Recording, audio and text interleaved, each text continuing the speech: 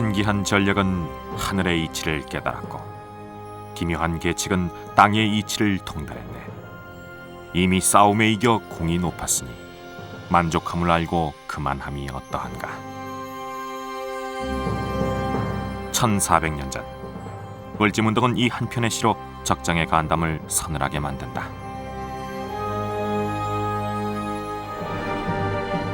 을지문덕 장군의 탁월한 전술로 30만 수나라 대군을 순식간에 전멸시켰던 살수대첩. 우리 역사상 가장 자랑스러운 이 전쟁을 중국은 엉뚱하게 해석하고 있다. 这个战争是当时中国国内地方政权和中央政权之间的战争。 중국은 고구려와 수당의 70년 전쟁을 중국 내부의 통일 전쟁이었다고 주장한다. 고구려가 중국의 지방 정권이란 뜻이다. 所以说，我觉得把它看作是汉民族的那个历史的一部分不太合适。 1400년 만에 다시 시작된 한중 역사 전쟁. 과연 고구려 수당 전쟁의 진실은 무엇일까?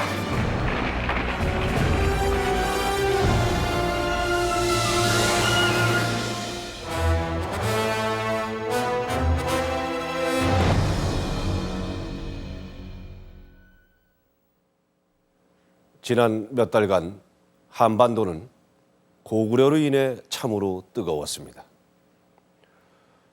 단 한 번도 우리 역사가 아니라고 의심해 본 적이 없는 고구려를 중국이 자신들의 역사라고 주장하고 나섰기 때문입니다.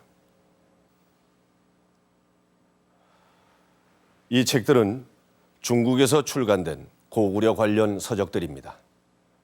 몇 년 전만 해도 중국에서 발표된 고구려 서적은 많지 않았는데 이렇게 최근 들어 중국은 고구려 연구 결과들을 속속 책으로 발표하고 있습니다. 이 책의 제목은 고대 중국 고구려 역사 총론입니다. 중국 고구려. 제목에서부터 이 책을 쓴 중국의 의도가 느껴지죠? 내용을 쭉 읽어보면 고구려는 중국의 소수 민족이 이룬 지방 정권이라고 설명하고 있는데요. 그중 우리의 눈길을 끄는 부분이 하나 있습니다. 바로 우리가 을지문덕의 살수대첩으로 기억하고 있는 고구려 수나라 전쟁에 대한 내용입니다. 수왕조와 고구려의 전쟁은 통일을 이루기 위한 전쟁이었다. 그리고 당나라도 불가피하게 무력으로 통일을 이루는 방식을 취할 수밖에 없었다. 그러니까 고구려는 중국의 지방 정권 중의 하나로 고구려와 수당의 전쟁은 중앙 정권이 통일을 위해 일으킨 전쟁이란 얘기입니다. 이 책은 중국 정부가 지난 2002년부터 동북공정이라는 이름으로 진행해온 고구려사 편입 작업의 교과서와 같은 책입니다. 바로 중국 정부의 입장을 그대로 대변한다고 볼 수 있죠. 고구려와 수나라, 당나라와의 70년 전쟁. 과연 중국의 통일 전쟁에 불과했을까요? 이 전쟁을 어떻게 보느냐가 오늘날 한중 역사 전쟁의 해답을 찾는 중요한 실마리가 될 것 같습니다. 그럼 먼저 수나라가 고구려와의 전쟁을 어떻게 준비했는지부터 살펴보죠.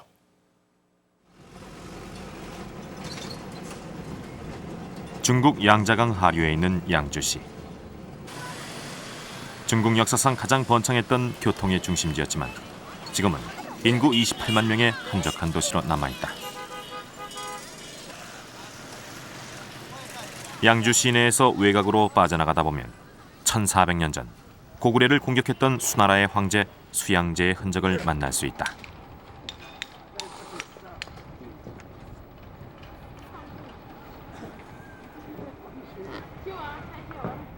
외딴 마을에 쓸쓸히 남아있는 수양제의 무덤. 황제의 무덤이라고 하기엔 너무나 초라한 봉분이지만 그 앞에 세워진 비석은 이 무덤의 주인이 수양제임을 증언해주고 있다.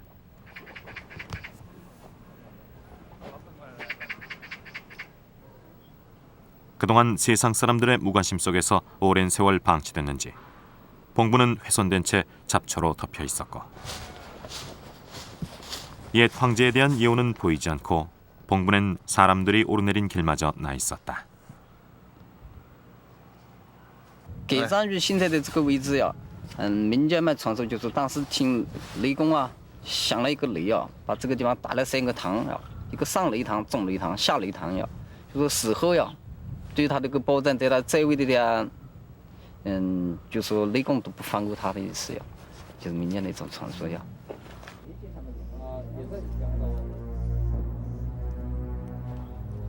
무덤 꼭대기에는 누군가 저주라도 내린 듯 나무로 수익기까지 박아놨다. 도대체 수양제는 생전에 어떤 일을 저질렀기에 이처럼 후손들에게까지 철저히 외면당하고 있는 것일까?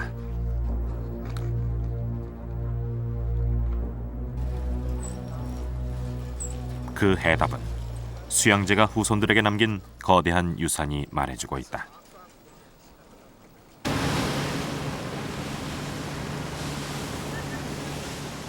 양자강에서 황하로 이어지는 육성의 물길 대운하. 중국의 3대 기적 중 하나로 불려지는 이 대운하는 수양제가 필생의 사업으로 완성한 것이다. 수양제는 이 운하를 만들기 위해 수시로 백성들을 징발했다. 바닷물을 끌어들여 황하까지 잇고 다시 탁군으로 통하게 하는 대공사는 결국 수많은 백성들을 희생시킬 수밖에 없었다. 그렇게 만들어진 것이 낙구까지 이어지는 통제거와 북경까지 이어지는 영제거다. 모두 1300km. 수양제는 왜 이 거대한 물길을 낸 것일까? 他的这个举动，使得这个隋朝的运河就形成了一个真正能够用于水上交通的这样一种工具。另外，隋朝还向北往涿郡开了运河。 这应该是隋炀帝时期，他这个到了大业年间，他征高丽的时候。 운하를 개통하자마자 수양제는 고구려 공격을 위해 탁군의 군사들을 집결시켰다. 군사의 수는 113만 명. 보급 인원까지 합치면 모두 3,400만에 이르는 대군이었다. 출발하는 데만 40일이 걸렸다고 한다. 수나라 육군 100만은 요하를 건너 고구려로 진격하고 해군 10만은 바다를 건너기 위해 동래 지역으로 향했다. 중국 역사상 이율에 없는 최대 원정이었다.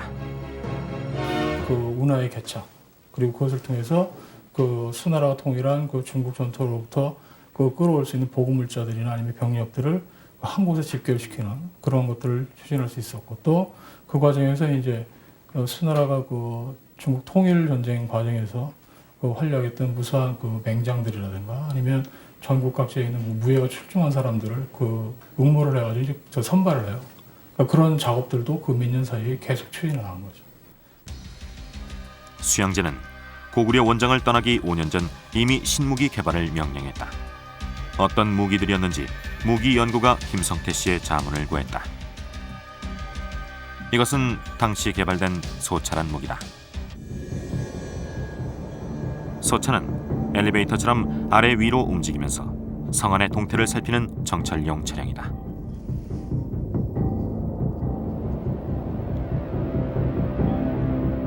네모난 상자처럼 생긴 전호피차라는 무기도 개발됐다.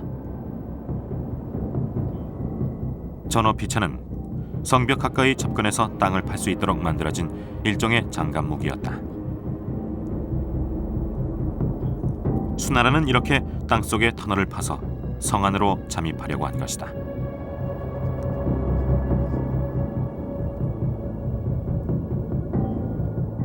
대표적인 공격용 무기로는 포행차가 있었다. 발석차라고도 불린 이 무기는 수백 가닥의 줄을 한꺼번에 잡아당겨 거대한 돌을 순식간에 날리는 것이다.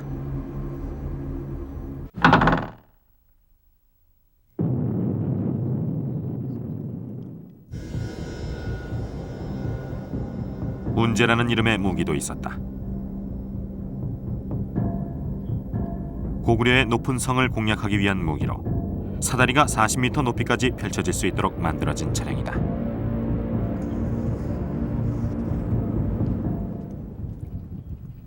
그 무렵 수나라 수군기지인 등주성에서도 대대적인 전쟁 준비가 진행되고 있었다.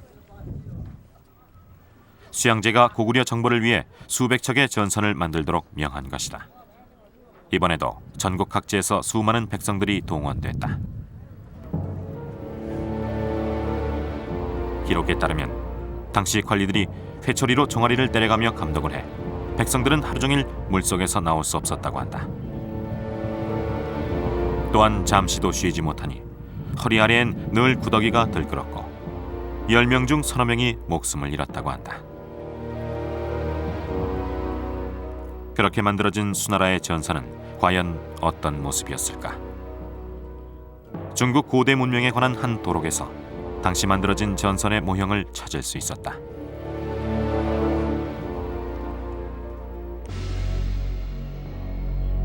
모형을 토대로 영상 복원한 수나라의 5충 누선이다. 최고 1000명의 군사를 태울 수 있는 거대한 군함. 수양제는 이렇게 국가의 총력을 기울여 전쟁을 준비했던 것이다. 수나라가 정말 그 심혈을 기울여서 추진한 전쟁이라고 볼 수가 있겠죠. 단순하게 수나라가 그 전까지 있었던 그 남쪽에 진을 멸함으로써 수나라를 통일하게 되는데 진나라를 통일할 때도 그런 규모는 나타나지 않고 또 돌고를 압박해가면서 이제 돌고를 이제 굴복시켜 나갈 때도 그런 규모로 나타나지 않습니다. 마침내 만반의 전쟁 준비를 마친 수양제. 그는 612년 수백만 대군을 이끌고 고구려 정벌을 위해 동으로 진격한다.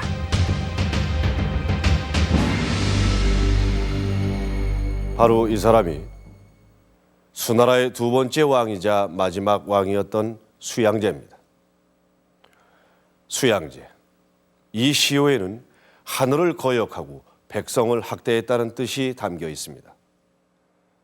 하늘을 거역했다는 건 수양제가 아버지와 형을 죽이고 왕위에 올랐기 때문이고, 백성을 학대했다는 건 바로 고구려 정벌을 위해 많은 백성들의 고혈을 짜냈기 때문입니다. 수양제는 그야말로 나라의 총력을 기울여 고구려와의 전쟁을 준비했습니다.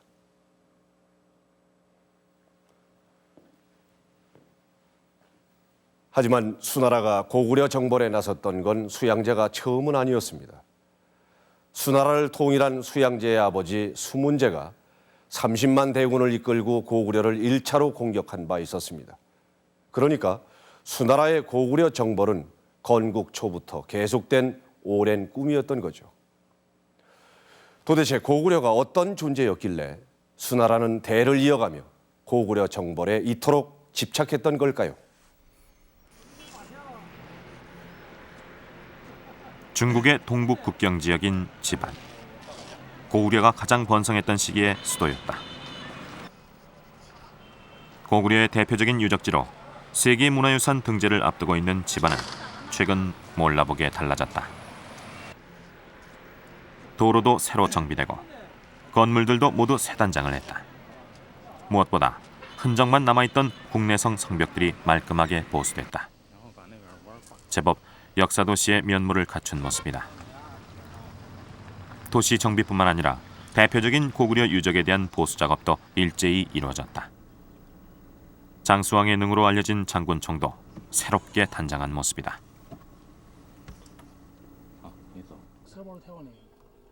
특히 눈에 띄게 달라진 것은 광개토 대왕비였다.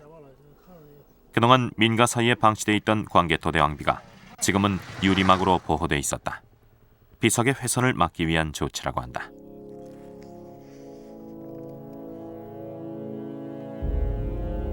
고구려가 어떤 나라였는지 우리에게 가장 많은 얘기를 들려주는 유적이 바로 이 광개토 대왕비다.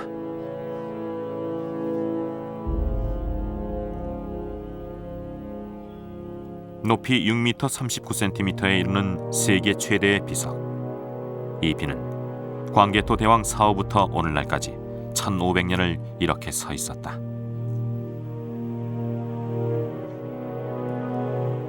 광개토 대왕비의 내면은 고구려인들이 직접 기록한 1775자의 비문이 빼곡히 새겨져 있다.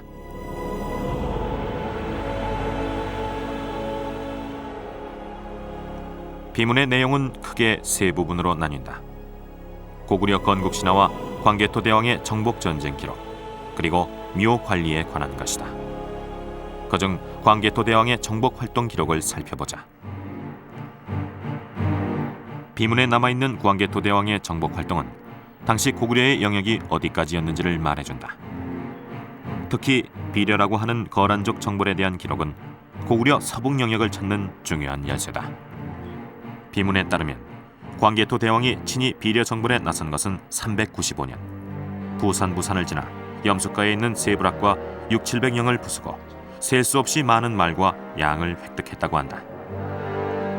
비려가 어디인지 알 수 있는 단서는 우마군양, 6,700개의 영, 염수, 그리고 부산이다. 이 중 천년의 세월 속에서도 사라지지 않았을 단서는 염수, 즉 소금강일 것이다.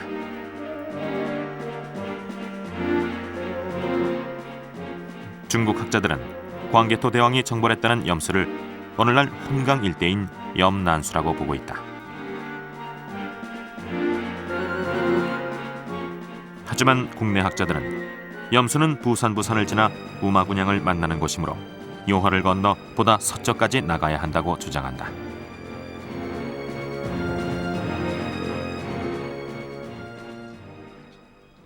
단국대 서영수 교수는 염수가 있는 비례를 시라무렌강 유역으로 보고 있다. 지난 몇 년간 광개토 대왕 비문을 따라 고구려 정복 루트를 몇 차례 탑사한 결과다. 비문에 보면 그 지역을 원장하면서 수많은 우마군양을 획득하였다 이렇게 되어 있는데 실제로 고구려의 중심부나 중원이나 이런 지역에는 그렇게 우마군양이 불가칭수라고 할 수만큼 없습니다. 바로 초원 지역에 가야 되는 것이 그런 여러 가지를 종합해 보면은 바로 광개토 영락 5년째 정복 지역은 오늘날 시라무렌강 유역이라고 볼 수 있습니다. 지난해 8월 제작진은 서영수 교수가 말하는 시라무렌강을 직접 찾아 나섰다. 요화를 건너 내몽고에 들어서자 많은 양들과 말들을 쉽게 볼 수 있었다. 비문에 나오는 단서 우마군양이었다.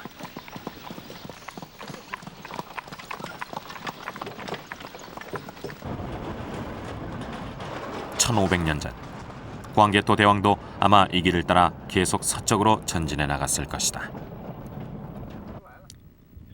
서요화의 상류를 지나 시라무렌강 유역에 도착하자 또 다른 단서를 발견할 수 있었다. 바로 버려진 땅이었다.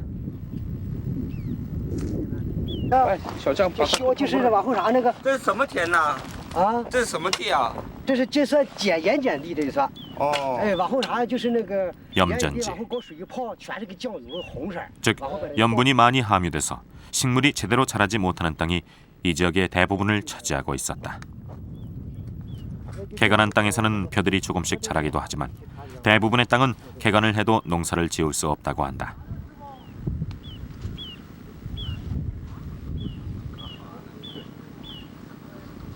它这地方就，它说上什么原因，反正往这边垃圾一泡，就跟酱油那个色，通通的，反正全都是死光。你即使你浇的话也白费，你讲种大田更白扯。那你真能栽到稻子地下水一浇，到后来水还能下去。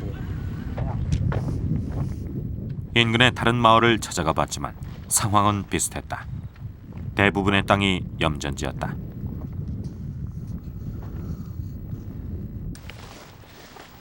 풀이 조금 자라고 있는 땅이라도 일단 파보면 염분이 많아 땅이 검게 변해 있는 걸 볼 수 있다. 烟土，这就是烟土，这个发黑，你看这个土质这边还你看这还行的，这个就是碱性最大的这个。 건기에는 강물이 말라버리는 시라무렌강. 이 유역의 염전지는 시라무렌강이 소금강이었음을 암시해준다. 1500년 전 광개토 대왕은 이 강을 보고 염수라고 불렀을 것이다. 당시 광개토 대왕은 서북쪽으로 진출해 나가며 초원지대에 있는 시라무렌강 유역에서 거란족을 정벌했다. 이렇듯 고구려는 중국 대륙 깊숙이 세력을 확장하고 있었던 것이다.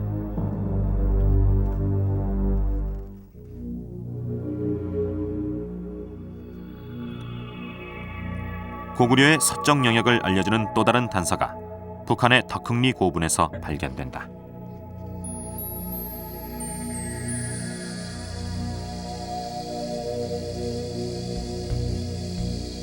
벽화에는 무덤의 주인에 대한 많은 정보가 남아있다. 이 사람이 무덤의 주인, 고구려 사람 진이다. 벽면에 남아있는 글씨가 진이 생전에 어떤 사람이었는지를 설명해주고 있다.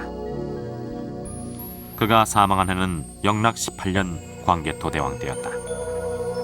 그리고 그는 소대형이란 고구려 관직을 지냈다. 유주자사란 관직도 지냈는데 이 유주가 단서다. 무덤의 주인 옆으로 업무 보고를 하고 있는 사람들. 이들은 모두 각 지방을 다스리던 태수들이다. 각자가 담당했던 지역 이름이 얼굴 옆에 정확히 기록돼 있다. 과연 그곳은 지금의 어디였을까?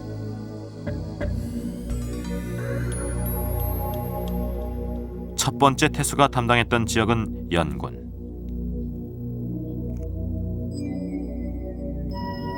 연군은 북경의 북쪽에 있는 곳이다. 두 번째 태수가 맡았던 곳은 범양이었다.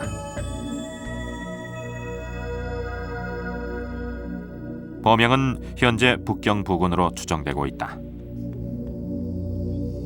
이 밖에도 벽화 속 태수들은 각각 상고, 어양, 광영, 대군을 다스리고 있었다.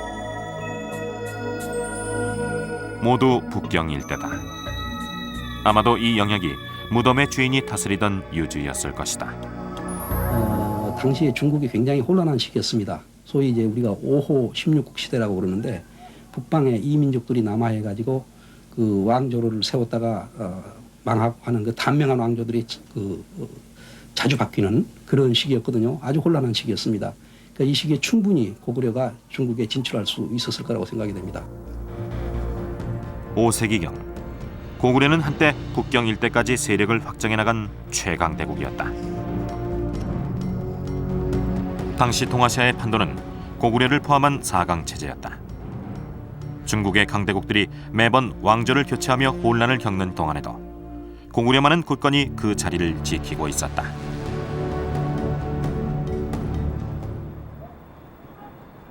그런데 6세기 말 동아시아의 4강 체제를 바꾸는 큰 변화가 일어난다. 바로 수나라의 통일이었다. 수나라 통일의 주역은 외손자의 왕권을 뺏어 북주의 왕이 됐던 수몬제. 문제는 자신의 정통성을 인정받기 위해 북제를 정벌하고 새로운 왕조 수나라를 세운다. 남쪽의 진나라마저 멸망시키며 400년 만에 통일 왕조를 이룬 수나라. 결국 요동 지역의 마지막 강대국인 고구려와 시대의 라이벌이 될 수밖에 없었다. 南昌那个地方在分裂的时期呢，那个地方是一些就是地方政权啊，比如说这个少数民族鲜卑建立的什么北燕呐、后燕呐，都在这个地方统治。那个时候高句丽可是就比他强大呀。 啊，比如说这个北燕，基本上就是那个北魏要统一的时候，高句丽就把这个军队都到了这个朝阳啊，就是那个瀛州里头，把那个大抢一空，把人都搬走了。所以那个时候，像这样的地方啊，都在高句丽的强权那个威慑之下。所以说，包括你看北边还有，就今天靠近内蒙古赤峰地区那个地方的这个契丹人，那基本上都是那个听命于高句丽的。 所以，那到隋朝强大起来，高句丽当然就要跟他发生利益冲突了。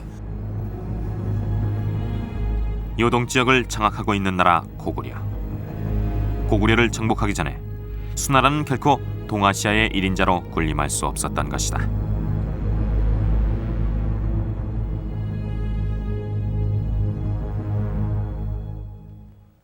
그런데 수나라가 통일한 지 10년이 채 되지 않았을 때 전쟁의 기폭제가 되는 일대 사건이 일어납니다.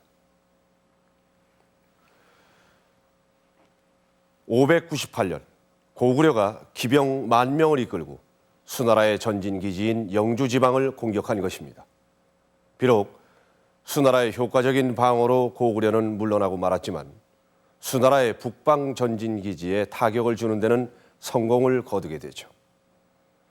수나라의 움직임이 심상치 않자 고구려가 미리 수나라의 전진기지를 선제 공격한 것입니다. 정말 대단한 자신감이죠. 이 사건을 발단으로 수나라는 고구려 정벌에 더욱 박차를 가하게 됩니다. 그럼 실제로 두 나라의 전쟁은 어떻게 진행이 됐을까요? 우리가 살수대첩으로 알고 있는 2차 전쟁을 중심으로 고구려와 수나라의 한판 승부를 보시겠습니다.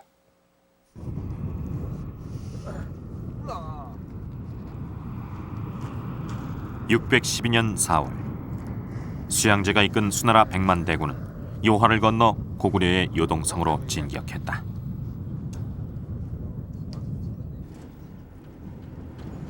중국 요령성의 요양시, 고구려의 관문이었던 이곳에 요동 지역 최고의 요새였던 요동성이 자리 잡고 있었다. 그러나 현대식 건물이 들어선 도시 속에서 요동성의 흔적을 찾아볼 길은 없었다. 1400년 전, 이 일대를 둘러싸고 있었을 요동성은 어떤 모습이었을까?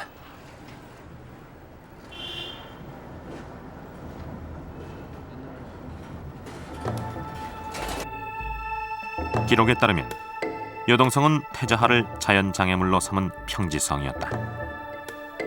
성벽의 높이는 20m. 수나라 군사는 신무기까지 동원했지만 결국 이 요동성의 성벽을 단 한 번도 넘지 못했다.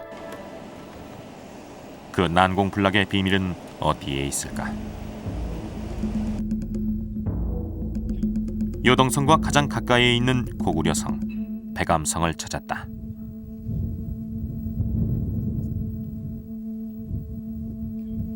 (1400년의) 세월 동안 아무도 돌보지 않았지만 백암성은 놀랍게도 장엄한 옛 모습을 그대로 간직하고 있었다.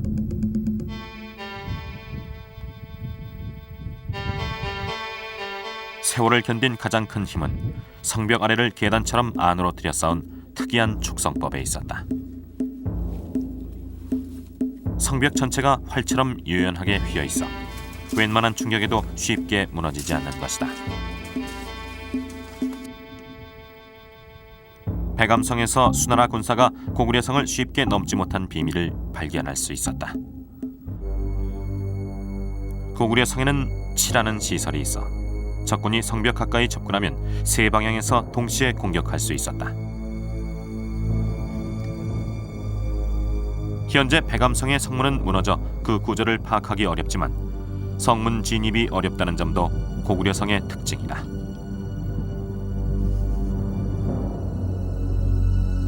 성문엔 옹성이란 것이 있었는데 적군이 그 안으로 들어오면 꼼짝없이 갇히고 만다. 이 옹성과 치는 고구려에서 처음 발명한 시설들이다. 그리고 고구려의 특징 중에 하나가 석성이라는 겁니다. 돌을 잘 다뤘다는 것입니다. 그래서 심지어는 고구려에는 돌을 다루는 마술사다 이렇게 할 정도로 고구려는 정말 돌을 잘 다뤘고, 이어서 치라든가 그 다음에 이제 그 옹성이라든가 장대라든가 그런 아주 시설, 내성이라는 게 또 있어요. 내성이라든가 이런 시설들이 굉장히 잘 되어 있었기 때문에 이런 부분을 갖다가 하나를 공략한다는 것은 굉장히 어렵다. 고구려성은 고구려의 강력한 방어 수단일 뿐 아니라 효과적인 공격까지 할 수 있는 가장 강력한 무기였던 것이다. 결국 요동성 함락에 실패한 수양제는 30만 별동대를 요동성을 우회해 고구려 수도인 평양성으로 보낸다. 바다로 들어오는 해군과 합동작전을 표기한 것이다. 이때 고구려 장수 을지문덕은 대담한 작전을 펼친다. 소수의 병사들을 이용 일부러 패하며 수나라 군사들을 살수로 유인한 것이다. 결국 승리감에 도취돼 있던 수나라 군대는 지금의 청천강인 살수를 건너 평양으로 일제히 진격한다. 그 사이 고구려 군사들은 살수 상류에 둑을 쌓아두고 있었다.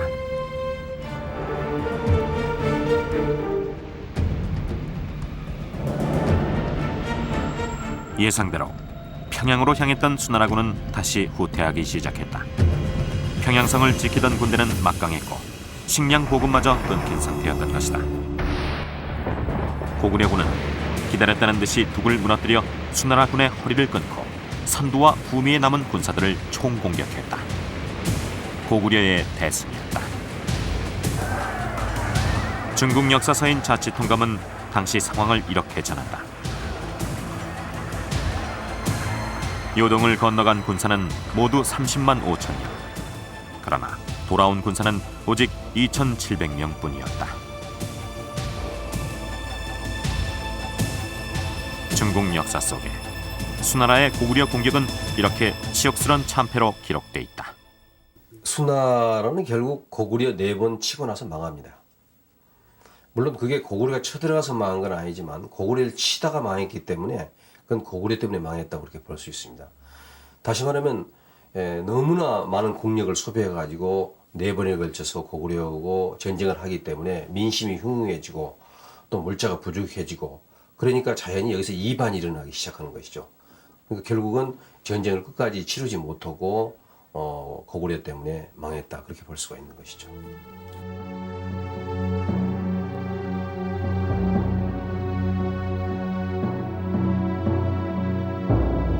수나라가 멸망한 것은 바로 고구려를 공격했기 때문이라고 역사는 말하고 있다.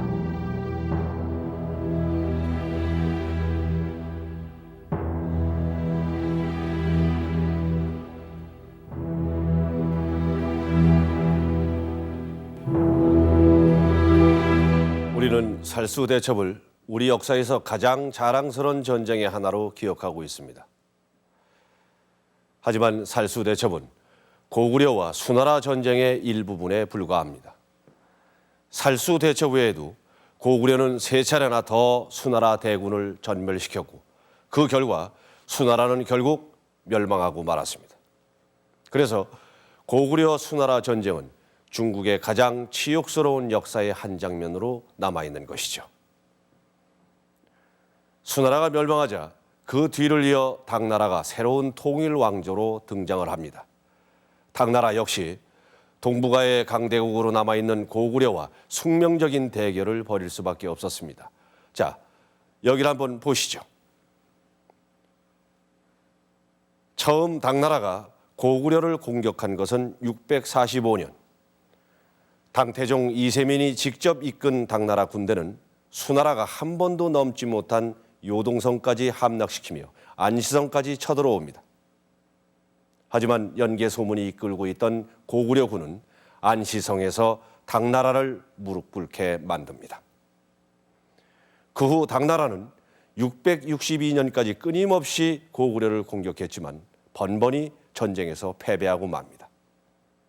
결국 수나라부터 당나라까지 이어진 70년 고구려 정벌의 꿈은 끝내 이루어지지 못했죠.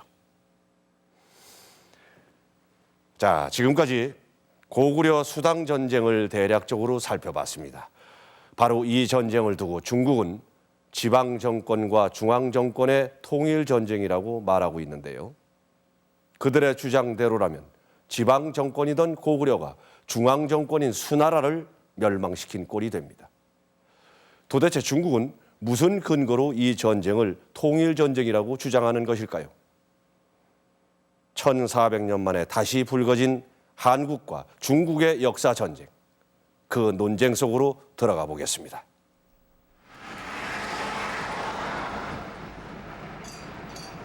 중국이 생각하는 고구려는 어떤 나라일까?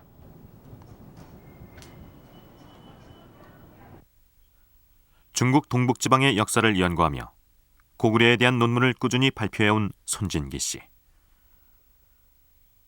그에게 먼저 고구려 수당 전쟁에 대해 물어봤다. 这个战争是当时中国国内地方政权和中央政权之间的战争，地方民族和中央统治的这个割据战争。 손진기 씨의 주장은 고구려를 중국의 소수민족이 이룬 정권이란 시각에서 출발한다. 고구려를 중국사의 일부로 보는 것이다. 所以这他包含这么一套官制组成了他的位置，说明他和中国王朝的这种依附关系。当时的那高句丽是一个独立的王国呢，还是附属于那个中央政权的一个国家呢？那当然是附属于中央政权的国家了，它不是一个独立王国。它从高句丽成立、建立到它的灭亡，它从来没有敢称过皇帝。 他是只称王，这个是三横一竖这个王，这前面他就自己承认他比中央政权低了一级，这是一个。 그러나 지난 1946년 호우총에서 발굴된 유물은 손진기 씨의 주장과 전혀 다른 사실을 말해준다. 왕릉급 유물들 사이에서 발견된 청동 항아리. 그 바닥엔 국강상 광개토 호태왕이라는 글씨가 새겨져 있다. 광개토 대왕을 왕 중의 왕 태왕이라고 불렀던 것이다. 그리고 이것은 광개토 대왕비에 적혀있는 호칭과도 일치한다. 태왕은 바로 황제의 고구려식 표현이었다. 왕의 칭호가 태왕으로 바뀌었다는 것입니다. 또 하나는 영락이라는 독자적인 연호를 사용했다는 것입니다. 또 주변 국가를 조공지배하겠다 이런 여러 가지 나타나는데 이것은 무슨 의미냐면은 바로 동아시아는 중원의 황제는 황제, 노국가의 황제고 또 막북은 각함으로 쓰는데 바로 고구려와 동방에서는 새로운 황제, 왕중왕에는 태왕으로 쓰게 되는 것이죠. 결국 이 동아시아의 그 국제 질서 속에서 고구려가 한 축을 담당했다 이런 의미가 되는 것입니다. 광개토 대왕 시기에 고구려에서 표수를 했던 모두르란 인물의 조상 무덤. 이곳엔 고구려의 천화관을 엿볼 수 있는 기록이 남아있다. 해와 달의 아들. 고구려인들은 스스로 하늘의 자손이라고 믿으며 하늘의 제사를 지냈고 그 아들인 조상신을 모셨다. 고구려는 중국 동쪽에 있는 또 다른 천하의 중심이었던 것이다. 고수 고장 전쟁을 중국 내부 전쟁이라고 얘기하는데 그것은 틀립니다. 북이만 하더라도 5세기에 만리장성 이동 쪽의 지역은 고구려만의 별도의 천하라고 인정했었습니다. 중국 역대 사서에서 고구려를 비롯한 백제, 신라 등은 외국이었고 어디까지나 이지 자기네들 같은 화가 아닙니다.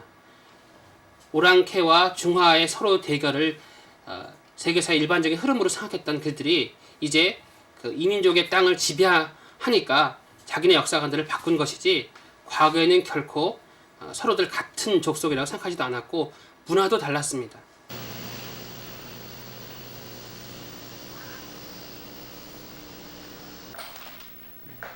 중국이 고구려를 속국이라고 주장하는 또 다른 근거는 무엇일까? 북경대 역사학계의 왕수부 교수를 만났다. 是因为中国有个高句丽县，就是这个扶余王子东明呐，他跑到高句丽县去了，在高句丽县那个地方，他开始建立一个政权，就是今天怀仁那个地方，在汉代叫高句丽县，唐代那个汉代的玄兔郡高句丽县，所以他这个政权叫了高句丽，他是这么兴起来的。所以说这个起源是在中国境内，一点都不错，一点都不从古代到现在都是在中国境内。 왕 교수의 말대로 고구려는 중국이 통치하고 있던 현도군의 고구려현에서 발생한 나라였을까? 취재진은 현도군의 흔적을 찾아 중국 신빈시 영릉진을 찾았다. 이곳에 집안에서 이동해온 제2현도군 치소의 흔적이 남아있다는 것이다. 사람 키보다 높이 자란 옥수수 밭 때문에 역사의 현장을 찾는 일이 쉽지만은 않았다. 한 옥수수밭 옆에서 발견된 비석 하나. 제2현도군의 치소였던 영릉 남성이 있던 곳이다. 수풀이 우거져 눈에 잘 띄지는 않지만 낮은 둔덕처럼 길게 뻗어있는 성벽의 흔적도 확인할 수 있었다. 그렇다면 집안에 있던 현도군이 이곳으로 옮겨온 까닭은 무엇일까? 当时那个迁移的原因呢，这个一是什么呢？这个玄都郡呢，就是受那个少数民族啊，就是这个入侵，这样来讲呢，他们的那个就是呢逐步呢就是往西撤。 중국의 주장대로 만약 고구려가 현도군의 통치 아래 세워진 정권이었다면 현도군이 2차례나 쫓겨나며 치소를 옮겨야 할 이유는 없었을 것이다. 실제 고구려가 성장해가는 과정을 보면 현도군 지역에서 출발을 했지만 현도군을 축출하는 과정입니다. 그리고 그 이후 잘 알다시피 낭당군과 대방을 축출하고 그다음에 요동군과 싸워서 요동군 지역을 장악해 나가는, 즉 지속적으로 고구려의 성장은 중국 군현 세력 또는 중국 세력과의 충돌 과정, 그들을 제압하면서 고구려 자신의 영역을 확대해 나가는 과정이라고 볼 수 있겠습니다. 따라서 고구려가 중국의 영토에서 출발했고 끝끝내 중국 영토에 있다라는 이 중국의 주장은 앞뒤가 맞지 않는 것이라고 볼 수 있겠습니다. 지난해 고구려 관련 기사를 실어 국내에 큰 파장을 일으켰던 중국 광명일보다.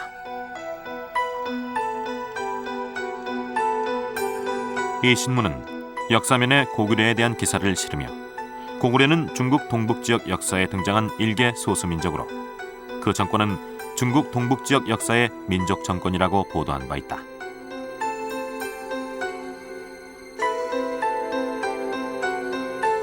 그리고 그 이유 중에 하나로 조공 책봉 문제를 들고 있다. 고구려는 스스로 조공을 바치고 책봉을 받으며 중국 중앙 왕조와 종속 관계를 유지했다는 것이다. 接受这个中国中央王朝给他的册封，这些一些官职，他都是从中国中央的册封给他，他的定期向中国皇帝朝贡。那么这种册封和朝贡的关系，很明确地表明了他们这种依附关系。 하지만 고구려의 연개 소문이 당나라 사신 장엄을 토굴 속에 가둬버렸다는 기록은 고구려가 중국의 속국이 아니었음을 분명하게 증언하고 있다. 또한 당 고조도 고구려를 신하의 나라로 보지 않았다. 비록 고구려가 수나라와 조공 책봉 관계를 맺고는 있었지만 수나라에 끝까지 저항한 나라이니 신하의 나라가 아니라는 것이다.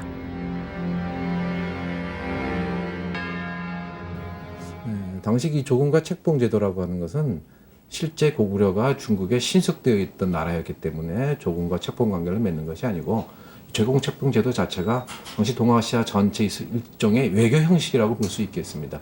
즉 국가와 국가 간 사이에서 벌어지는 외교가 중국 중심으로 이루어지는 조공과 책봉이라는 형식을 띠는 것이지 그게 주변 나라들이 중국의 신속국이기 때문에 그런 것은 아닙니다. 쉽게 말하면 고구려만이 아니라 백제도 그렇고 신라도 그렇고 외도 중국에 대해서 조공을 하고 책봉을 받았습니다. 유독 고구려의 경우만 따로 떼어내서 고구려를 신속국으로 보고 지방정국으로 본다는 중국 측의 주장은 사실 논리적으로 모순이 많다고 볼 수 있겠습니다. 고구려와 수당 전쟁이 중국 내부의 통일 전쟁이란 중국의 주장은 역사적 사실이 아니라 고구려사를 중국사로 편입하려는 무리한 역사 해석일 뿐이다.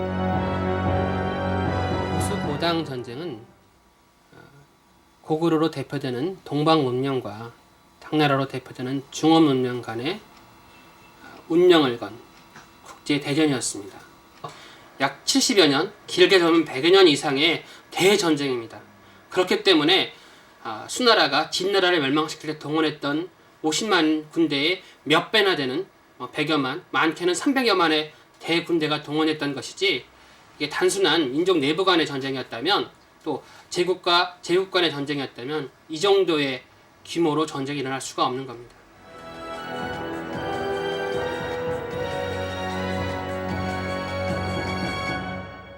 (1400년) 전의 고구려 수당 전쟁은 동아시아의 두 천하가 자존심을 걸고 대결했던 국제 전쟁이었습니다. 그런데도 중국은 이 전쟁을 중국 내부의 통일 전쟁이었으며 고구려는 중국의 지방 정권이었다고 주장하고 있습니다. 그렇다면 중국이 이렇게 주장하는 진짜 이유는 어디에 있을까요? 고구려 전문가 김용만 선생에게 물어봤습니다. 중국이 이제 이번 동북공정의 프로젝트에 보면 조선 반도의 정세의 변동과 그에 따른 동북 지역 정세의 변화까지도 염두에 두고 있습니다. 즉 남북 통일이 된 후에 한국이 통일 한국이 연변 자치주의에 미칠 영향까지도 아마 염두에 두고 있는 것이 아닌가 생각됩니다. 동북공정은 단지 과거 역사만이 아니라 현재 동북 지역 전체의 정치적 안정, 민족의 통일, 국가의 단결 이런 것들을 직접적인 목표로 내세우고 연구하는 프로젝트입니다. 이건 단순한 학문의 문제가 아니라 정치적으로 학문을 적극 이용하겠다는 의도가 아주 분명히 포함되어 있는 겁니다. 아, 그렇군요. 중국은 고구려가 한민족의 역사가 아니라고 주장하면서 또 하나의 근거로 고구려의 계승 문제를 들고 있습니다. 남북한 모두 고구려가 고구려를 계승했다고 믿고 있는데 그것은 사실이 아니며 중국이 과거 역사서에 잘못 기록한 실수 때문이라고 말합니다. 그들이 실수를 했다는 역사서를 한번 보실까요? 이것은 송사라는 중국 역사서입니다. 여기에 왕건이 고씨의 자리를 계승하였다고 기록되어 있습니다. 고씨란 고주몽을 시조로 하는 고구려를 말하는 것이죠. 또 구호대사라는 사료에는 이렇게 되어 있습니다. 고려인은 스스로 왕을 세웠는데 이들의 이전 왕의 성은 고씨였다. 고려가 고구려를 계승한 나라라고 분명히 명시되어 있습니다. 그런데 중국은 이 역사서들은 잘못 기록된 것이고 고씨 왕족이 이끈 고구려는 사라졌다고 주장합니다. 과연 중국의 주장대로 고구려는 완전히 사라진 것일까요?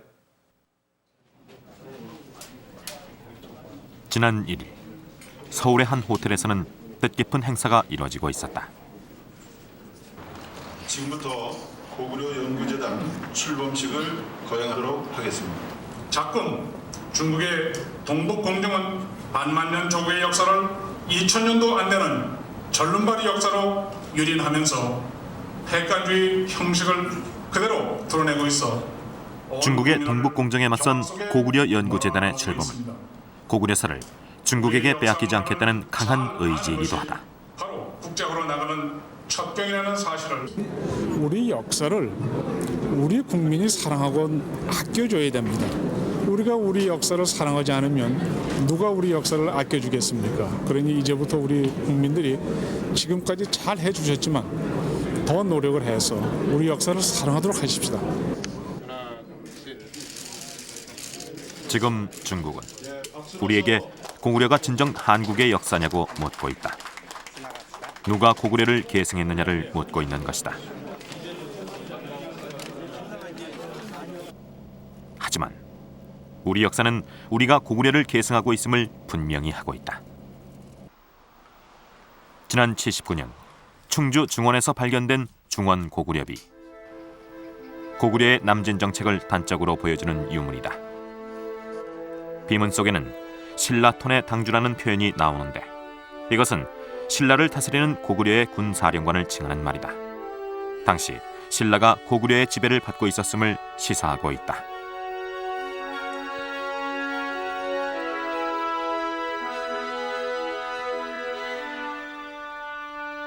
그런데 고구려 태왕이 신라 왕에게 전한 말을 보면 그 관계가 단순한 상하 관계가 아님을 알 수 있다.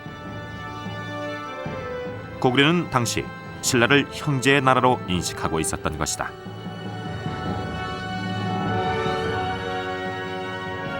고구려 황제가 신라 매김에 주는 말 중에 세세위원, 여형여제, 상하, 상화, 수천 이런 말이 나오는데 바로 형제가 중요합니다. 형제와 같이 상화, 서로 화합해서 하늘의 뜻을 따르자.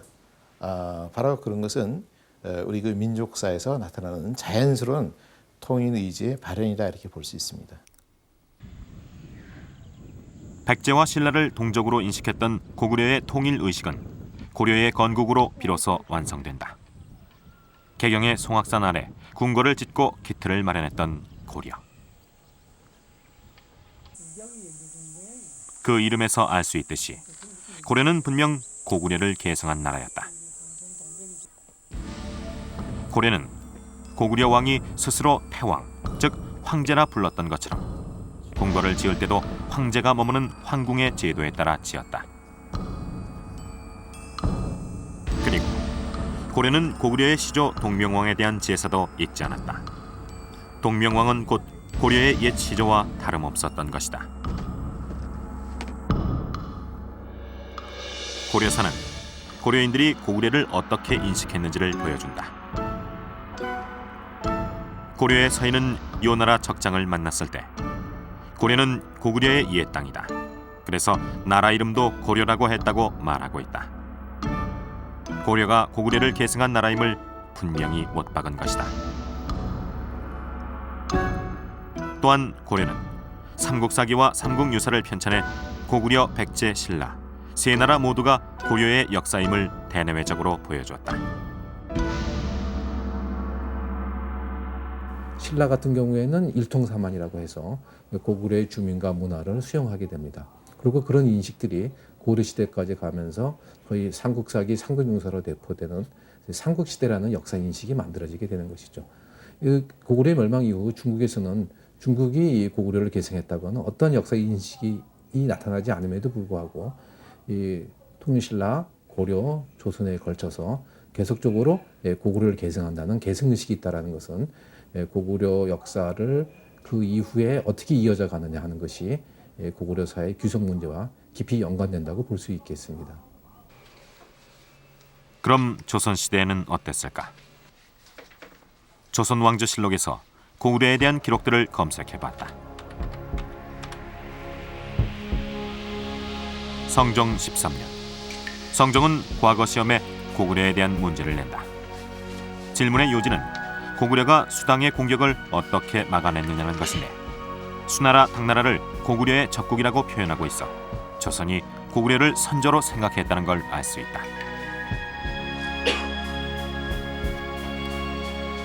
선조 26년의 기록엔 또 이런 내용이 있다.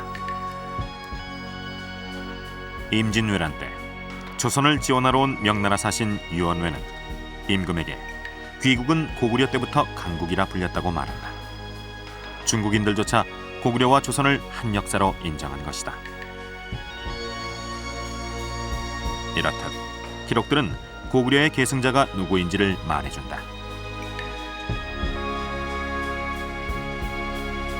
중국이 고구려를 중국사라고 말하지만 최근에 중국 학자들의 고구려사 서술을 보면 고구려는 중원 왕조의 영향을 받은 변방의 국가로만 취급합니다. 고구려를 고구려 입장에서 정당히 평가하지 못한 채 그저 중원 왕조의 들러리로만 평가한다는 것은 고구려를 정당히 계승할 의지가 없음을 스스로가 시인하는 것입니다.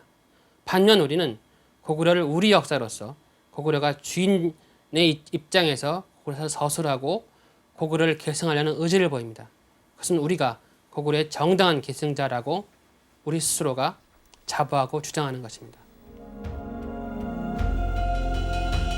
중국의 동북공정으로 1400년 만에 다시 시작된 한중 역사전쟁. 이 총칼없는 역사전쟁은 과거만이 아닌 우리의 미래까지 위협할지 모른다. 이제 우리는 중국의 동북공정에 자신 있게 답해야 할 것이다. 고구려를 기억하고 고구려를 이어온 계승자는 중국이 아닌 바로 우리였고 분명 고구려는 우리 민족의 역사라고.